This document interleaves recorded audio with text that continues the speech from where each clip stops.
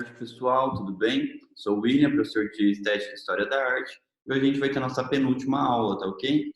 A gente já vai fechar nosso semestre, estamos muito perto de realizar isso. Semana que vem a gente tem a nossa última aula. E aí na semana que vem também vou passar uma atividade que vai ser a prova de vocês, vai atribuir a nota final.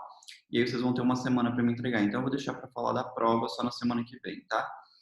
E essa semana a nossa aula vai ser muito rápida, tá? Hoje a gente vai tem um assunto muito rápido, a gente vai falar sobre arte em si, sobre um pintor da modernidade, que é o Baudelaire, e aí a gente vai ver isso e logo a gente já vai encerrar essa aula rapidão, vou passar um exercício para vocês disponibilizar pelo Moodle, vou deixar também disponibilizado o PowerPoint, caso vocês queiram consultar para responder alguma atividade, ou enfim, caso vocês usem futuramente, tá? E ao final da aula também eu vou fazer aquela avaliação de novo de como vocês acham que foi a aula, vai ter algumas considerações, vou passar para a coordenação também para tomar como base para melhorar as próximas, ok? Vamos começar? Vou voltar aqui.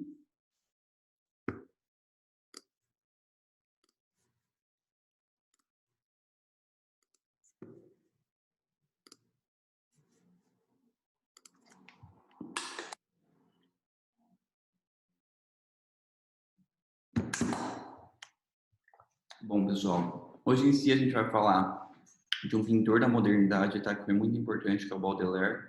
Ele faz vários estudos sobre a arte em si. Ele quer entender como que ele busca exatamente por algo na arte que ele possa chamar no período dele de moderno. O que que era essa modernidade? Como que será que ela acontece? Por que que ela acontece? O que que ela traz? O que que é um novo? Mas será que ela mantém relações com as coisas antigas? Então é praticamente isso que ele tenta fazer, tá? E explicar sobre a representatividade da arte, tanto na pedagogia quanto no estudo para a população. Então a gente vai ver muito isso, ok? Aqui eu coloquei para vocês o que eu falei de buscar algo para chamar de modernidade. Então, ele faz o estudo dessas obras, tá? Começa a entender o que será, quais são, por exemplo, as manifestações que eu posso chamar aqui de moderno. O que será que configura essa obra moderna e não antiga? Ele começa a fazer essas coisas e tenta tirar, por exemplo, da moda o poético, tá? Quando eu digo da moda, eu posso falar das roupas, eu posso falar da moda de pintar. Então ele tenta tirar tudo isso, uma questão poética, extrair essa questão do transitório, tá? Vamos supor que antigamente usavam-se tais roupas, usavam-se tais vestimentas, usavam-se tais móveis. Então ele extrai, por exemplo, essa questão aqui, esse estilo, essas características dessa pintura transitória, digamos, essas características transitórias, e coloca isso como algo eterno, tá? Ele mostra que, por mais que a pintura comece a se evoluir, a gente sempre vai ter características e coisas que ligam ela também ao passado. Coisas que ele não defende muito, tá? Também, a gente vai ver bastante isso. Mas, enfim, ele começa a falar que esses quadros que a gente chama de moderno, então essa modernidade, essa que a gente reconhece como que ele buscou tanto para se encontrar, ele tem uma tendência, tá? E essa tendência nada mais é do que essas indumentárias antigas. O que seriam essas indumentárias, tá? Seriam coisas que se usavam antigamente, tanto em vestuário, em mobiliário, enfim, costumes, coisas que se atribuíam antigamente aos quadros, mas que aqui se mantiveram. Principalmente o que? A moda e os móveis, tá? Modas e móveis romanos são coisas que permanecem na pintura e ele fala sobre isso. Por quê? Ele fala que por mais que a mulher fosse evoluindo, ou que a gente fosse pintar um quadro, a pintura era diferente, o estilo era diferente, algumas técnicas mudavam, alguns métodos de pintar, etc., algumas técnicas se mantinham, tá? Por exemplo, a mulher poderia evoluir, mas as roupas e as vestuárias, principalmente, continuavam sendo as da antiguidade, tá? Seriam as clássicas. Então, elas continuavam ainda presentes numa pintura moderna, tá? Com exceção, por exemplo, ele fala de alguns pintores Davi, tá? Ele cita Davi, porque ele fala que Davi em si pintava temas gregos e romanos, então não tinha como ele não representar essas indumentárias antigas, porque fazia parte daquele estilo. Porém, já o restante, né, os outros pintores modernos, eles pintavam sim, ainda quadros que representavam aquele período dele, mas com indumentárias antigas, tá? Com as roupas antigas, tanto os homens quanto as mulheres com as mesmas roupas e móveis antigos do classicismo em si. Em relação aos pintores atuais, ele fala que esses pintores atuais eles têm uma preferência para pintar mais a natureza, tá? Por quê? Porque ela se aplica a todas as épocas. Então, é uma coisa que não muda. Eu posso olhar uma pintura do classicismo, eu posso olhar uma pintura moderna, eu posso olhar uma pintura contemporânea, e a natureza, querendo ou não, ela vai ser a mesma, tá? A única coisa que vai mudar, talvez, vai ser a técnica para pintar. Mas aí, nesses pintores atuais, por mais que eles pintassem a natureza, né, por mais que eles fossem mais atuais, digamos, modernos, eles pintavam a natureza, a gente consegue ver ainda nessa obra que eu coloquei nessa imagem, que eles continuam pintando as roupas, né, como uma fantasia da Idade Média, do Renascimento, do Oriente em si, que são essas roupas mais antigas. Parece que as roupas em si elas não evoluem, elas ficam sempre presas a um período. Então ele fala que metade da modernidade ele é transitório. Transitório por quê? Passa de um período para o outro. Então tem essa questão das roupas que passam de um período para o outro, tá? Da mobiliária, ainda até hoje, digamos assim, algumas pessoas ainda têm a preferência por representar o mobiliário antigo, porque acham que é mais fino, mais esteticamente mais bonito. Tem a questão do efêmero também, por ser muito breve. E tem a questão do contingente de ser incerto, porque às vezes você representar essas coisas antigas, por exemplo, uma mulher do nosso tempo, se a gente pintar ela hoje com uma roupa da antiguidade, é uma coisa incerta, porque você de fato não sabe de que período que essa mulher, ou qual era a cultura dela, ou qual era o jeito dela, etc. E ele fala que a outra modernidade é o eterno e imutável, tá? Que nada mais é do que a gente atribuir esse valor para a arte de importância, de transmissão de conhecimentos, do fazer sentir em nós, tá? Da sensibilidade. Ele fala que essa questão de se pintar essas indumentarias antigas na arquitetura da modernidade, trazer o que era para ser uma coisa ali efêmera, rápida, que passa, deixar isso no estilo passado, ele fala que esses pintores modernos, ao representar essas mulheres com roupas antigas, eles mostram que eles têm um sinal de preguiça, tá? Porque é mais cômodo, ele fala, você simplesmente pegar algo que você tinha antigamente, já considerar ele feio, já pintar ali, declarar que tudo é feio no vestuário da época, do que extrair uma beleza misteriosa que há nela, né? Mínima ou tênue, digamos assim. Porque a arte da modernidade, digamos assim, talvez as roupas que eles utilizavam fossem mais simplistas. Ok, mas será que não valia a pena você tentar tornar isso, achar onde que ela era bonita e onde que ela se destacava mais que a vestuário, que os costumes da antiguidade, trazer isso para a realidade, colocar aquilo, sabe, naquele espaço que se vive? Então é praticamente isso que ele fala, tá? De tentar buscar o que tem de bonito nas coisas e não de se ter essa preguiça de simplesmente, eu não gosto de tal estilo, então não vou representar ele, vou representar a minha ideia aqui, mas com uma ideia com características da antiguidade. E a modernidade de Baudelaire, pessoal, continuo falando aqui, por exemplo, que ele fala que para cada pintor existe um tipo de modernidade, tá? Então, cada pintor tinha um jeito de representar essa modernidade dele, seja no jeito de pintar, seja no jeito do rabisco, ou no jeito de se expressar, na representatividade, mas cada um tinha a sua forma ali. E mais para frente a gente vai ver. Por exemplo, como se expressava um rosto, como se expressava um corpo, como se expressava um vestuário. Cada um acaba tendo uma característica muito peculiar. Vocês vão ver, por exemplo, mais para frente que alguns pintores, por exemplo, acaba sendo do pintor pintar sempre os rostos nas mesmas feições. Por mais que mude de um rosto para o outro, as feições são sempre as mesmas, tá? As características, digamos assim, digamos, a representação facial, tá? O humor, digamos assim, é sempre a mesma, isso não muda. Então ele fala que nesses quadros, independente de cada pintor antigo ter a sua modernidade, ele fala que dentro de cada pintor existe uma harmonia, tá? Onde cada pintor representa, por exemplo, cada época, uma indumentária que lhe favorece, que ele acha que convém, um penteado, um gesto, um olhar, um sorriso, que foi isso que eu falei para vocês. Essa questão de ter, por exemplo, uma galeria de obras, por exemplo, vamos pensar do Michelangelo de retratos, e aí você vai ver que todos os rostos que ele pinta, por exemplo, a pessoa sempre olhando para o mesmo lugar, ou a pessoa sempre demonstrando o mesmo humor, a mesma feição. Então ele tenta falar dessas coisas, tá? A maioria dos retratos antigos, como eu coloquei para vocês também, a maioria dos retratos, eles retratam como era a antiguidade, tá? Como que eram os costumes da própria época, de antigamente, o que eles costumavam fazer. Aqui, por exemplo, eu coloquei essa pintura dessa moça, né, super bem vestida, no que ele chama ali de um café. Então ele tenta trazer sempre o que qual que era a realidade daquela pessoa, mas às vezes eles mascaram e Baudelaire não concorda muito com isso, dessa mascaração de trazer as roupas da antiguidade para esses períodos modernos, tá? Mas é o que ele diz que acontece. Enfim, ele fala também, tá? Sobre essa modernidade de Baudelaire, ele fala também sobre a questão da vestimenta, tá? Quando eu substituo, por exemplo, isso que eu acabei de falar para vocês, vamos supor que eu represento uma moça de hoje, mas ela está representada com uma roupa da antiguidade.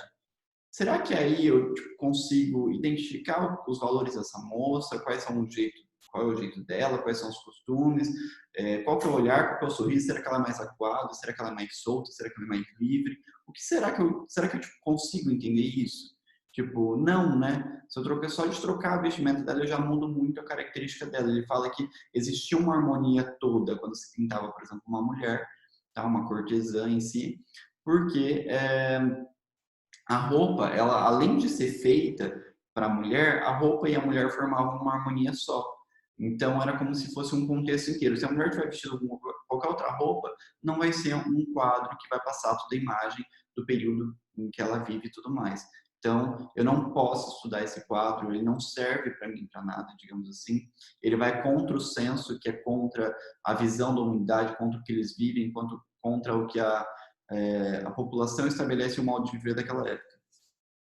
Então, é isso. Mas ele também fala, e a gente começa a falar dessa questão do estudo dos antigos pintores e mestres e tudo mais, né?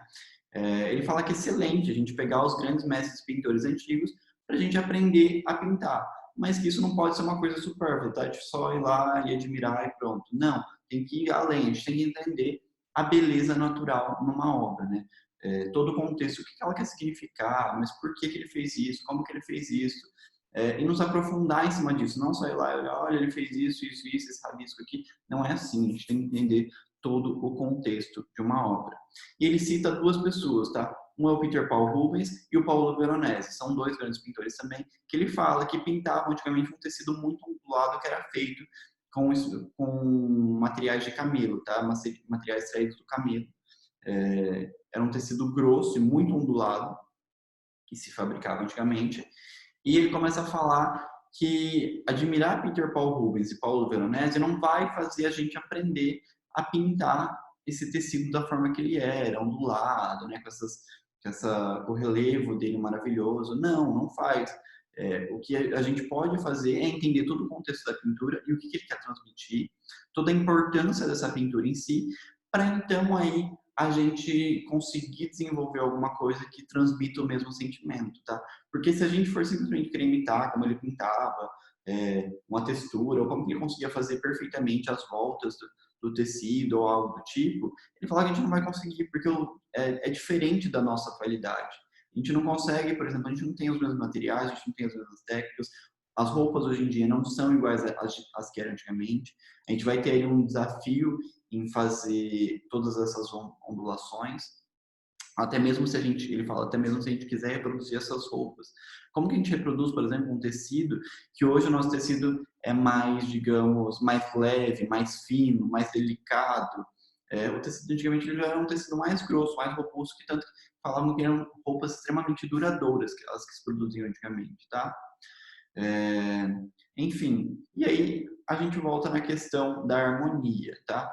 Quando um pintor pintava um quadro, uma mulher com a sua vestimenta lá e tudo mais, ele falava que quando a mulher estava dentro desse vestido, dessa vestuária, ela tinha um porte e um gesto que dava fisionomia que não são da mulher antiga. Então nada mais era dela incorporar exatamente os valores dela, quem ela era, mostrar de fato qual era a sociedade que ela vivia, qual é a roupa que ela vivia e tudo mais.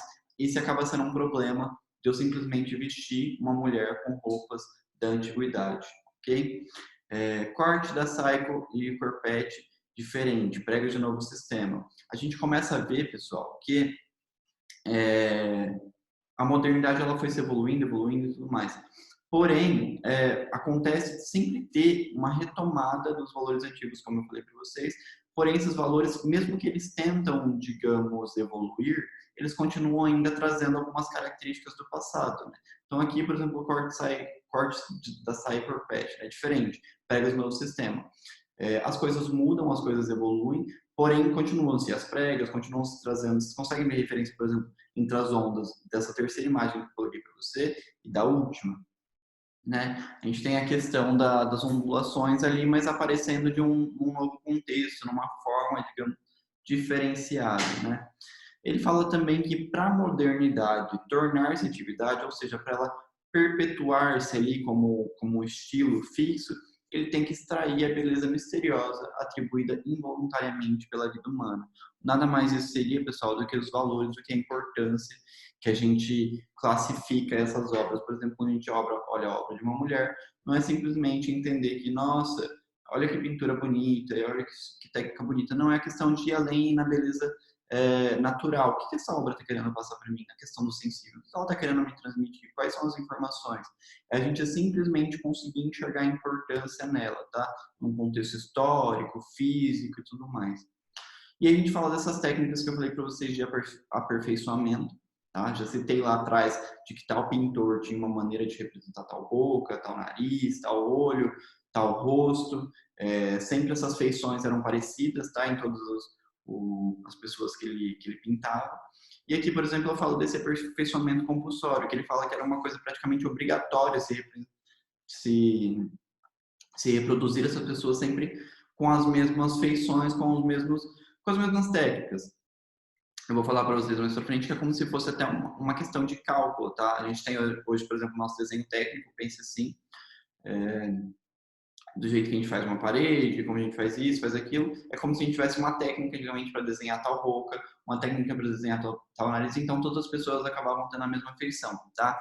Cada época, pessoal, ele fala que cada época em si, o romantismo, o classicismo, a modernidade em si, ela tem o seu olhar, o porte e o gesto. Então, cada época tem uma postura diferente para cada não, mas para os seus representantes ali, para as pessoas que estão sendo pintadas e retratadas. Então, ele fala que uma confirmação disso, desse aperfeiçoamento compulsório, dessa representação sempre das feições iguais, um exemplo disso a gente pode encontrar na galeria de retratos em Versalhes, tá? E aqui eu peguei algumas imagens para vocês darem uma olhadinha de coisas que se permanecem, tá? Uma questão da profissão, tá? Algumas profissões se mantêm, por exemplo, vamos supor, arquitetura que seja uma profissão da contemporaneidade. Antigamente temos a questão do imperador, alguma coisa assim, ou do guerreiro, né, do militar. Essas profissões se mantinham sempre presentes nos quadros da época. Então era como se fosse uma moda pintar essas coisas. Outra transmissão hereditária de estilo de vida. Como isso acontecia? Era o imperador? Como que ele tratava a população? Ele tinha um reinado? Como que ele dominava esse reinado? Né? A gente consegue, por exemplo, ver nessas três imagens pessoas que a gente olha e fala, nossa, são pessoas de grande poder. Então, e aí a gente tem uma transmissão hereditária de estilo de vida. Até hoje a gente pode considerar quem tem grandes poderes, por exemplo, desse tipo, quais são os presidentes, digamos assim, tá? São as grandes prioridades que a gente tem aí no nosso país, se a gente for pensar nesse contexto.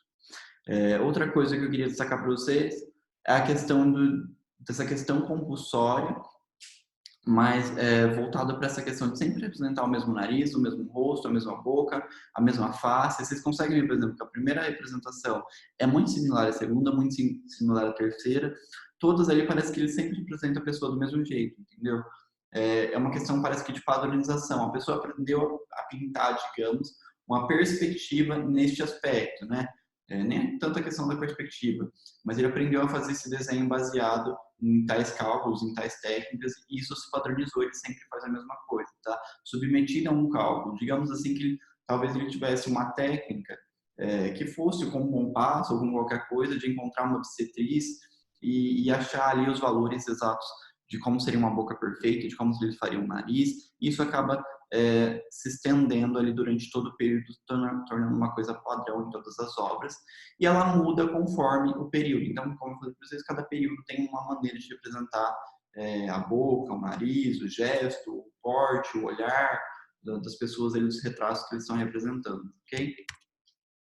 E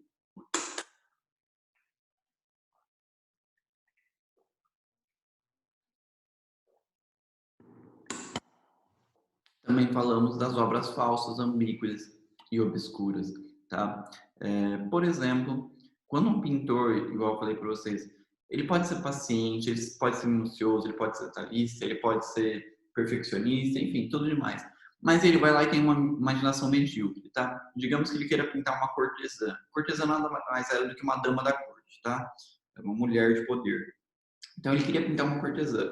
Mas aí ele queria pintar, em vez de ele pintar uma cortesã do tempo dele, digamos assim, ele vai lá e pinta uma cortesã inspirada em Tiziano ou em Rafael, que são pintores antigos, tá? Antigos a ele. E aí ele pinta esse quadro baseado na antiguidade, tá? Em valores antigos. O que acontece, pessoal? Foi o que eu falei para vocês, essa obra de nada serve, tá? Por exemplo, hoje a gente vê muito na contemporaneidade essas coisas, né? As pessoas que pintam, por exemplo, quadros com, é, com imagens, com retratando coisas antigas, né? Será, tipo, se a gente for pensar num contexto artístico, ótimo, porque transmite seus valores e tudo mais. Mas se a gente pensar numa questão de revivamento dos valores, de transmissão de conhecimentos para as futuras gerações, né, a obra de arte não está cumprindo essa função. É porque ela nada ensina, ela não passa os valores, ela não passa quais que eram a atitude da mulher antiga. Até eu coloquei duas imagens aqui de uma cortesã do tempo, uma cortesã de Tiziano, porque ela nada ensina, né? Ela não tem atitude, não é a mesma atitude, não é o mesmo olhar, não é o mesmo trejeito, não tem o mesmo aspecto vital, se a mulher era mais grosseira, se ele era mais malicioso, e também tem a questão de impuridade, tá? Se a mulher, ela, digamos, mais recatada, se a mulher ela era mais livre, então não passa essa transmissão de valores, de conhecimentos para o futuro, tá? Então é sobre isso que ele fala, tipo, todas essas questões de pensar, por exemplo, numa mulher uma mulher moderna, mas querer pintar uma mulher moderna, mas focar, utilizar como referência uma mulher da antiguidade, eu não vou estar produzindo alguma coisa de real, de valor, que vai me ajudar a transmitir conhecimento, que vai me passar algum valor que eu vou poder estudar ela. Não, não consigo fazer isso, tá? E aí ele fala, ai daquele que estuda no antigo outra coisa que não a arte pura, a lógica e o método geral. Essa pessoa perde a memória do presente, abdica de valor dos privilégios que seriam a nossa originalidade. Nada mais é do que criar tudo que a gente conhece. Hoje em dia a gente é capaz de fazer isso, baseado nos valores antigos que a gente tem. E quando a gente for criar alguma coisa, a gente consegue criar ela, digamos assim, numa forma, como que eu posso dizer para vocês?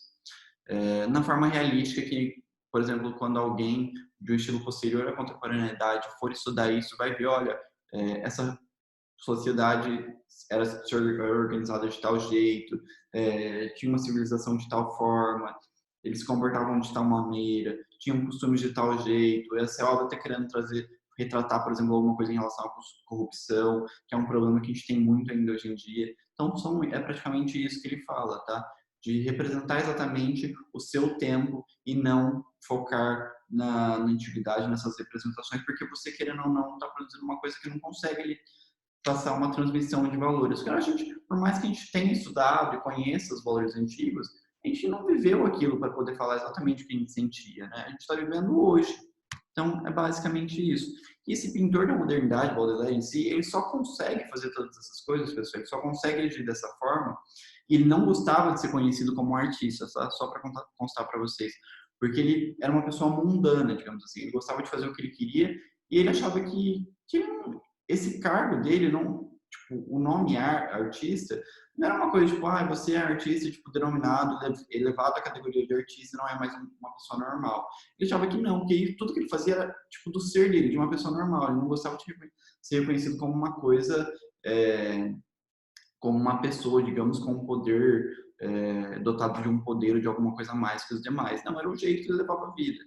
Então, ele era uma pessoa que ele fazia o que ele tinha vontade, ele era guiado pela natureza, ele vivia tudo que ele tinha que viver, ele fazia tudo que ele tinha que viver. E ele escolheu fazer o quê? Viver tudo que ele tinha para viver, tá? Por muito tempo ele aproveitou a vida, ele viveu de tudo, vivenciou de tudo, digamos assim, contemplou a vida. E aí, muito tarde, tá? Mais tarde, quando ele já estava uma pessoa muito madura, foi quando ele foi buscar quais eram as maneiras de expressar essa forma dele de ver a arte em si, de como ele podia expressar tudo que ele viveu, tudo que ele já vivenciou e tudo mais. E isso gerou um resultado muito bom, que foi essa originalidade extraordinária dele. Então, primeiro ele viveu, depois ele procurou como expressar tudo que ele sabia, e assim ele foi desenvolvendo essa arte, que era muito peculiar dele, tá? Aqui eu coloquei algumas imagens, na primeira é ele, na segunda é sobre o livro que fala sobre o pintor da vida moderna, que é o Baudelaire, e na terceira imagem é um croquis que ele fazia, né, o desenvolvimento dele, das obras de arte e tudo mais. Ele começava com alguns rabiscos, depois ele passava a pintar e só por fim ele definiu os limites, por exemplo, de onde seriam as pessoas, isso e aquilo. Outra coisa que eu consigo destacar para vocês é que esse pintor da modernidade, né, que é o Baudelaire, que ele consegue padronizar ali todas as mulheres, por exemplo, a mesma vestimenta, os homens parece que são todos a mesma roupa, porém ele não pinta, por exemplo, o que está mais próximo em mais detalhes, o que está em último com menos detalhes. Não, todos são detalhistas, tá? Todos têm os mínimos detalhes pintados, todos são, digamos, desenhos perfeitos, muito bem elaborados. O que mais que eu consigo destacar? Ele dá atenção para cada personagem, não, por exemplo, só nessa visão de quem está mais próximo ou quem ele queria destacar, digamos assim. E eu acho que por hoje é isso, pessoal, tá? Essa terceira imagem representa, então, a forma como ele se, né, pintava, como ele desenhava, como ele começava os seus rabiscos. Na segunda imagem, como ele começava depois a distribuir a tinta, digamos assim, para esse desenho. E também, por fim, definir os limites do desenho, o que era seria a linha do braço, o que seria exatamente tal coisa. Acho que é isso. E aí, eu estou aqui online para tirar dúvidas e qualquer coisa que vocês precisem, ok? Só me mandar mensagem, passei algumas atividades para vocês. É só responder e me encaminhar de volta, que eu fico no aguardo. Ok? Obrigado.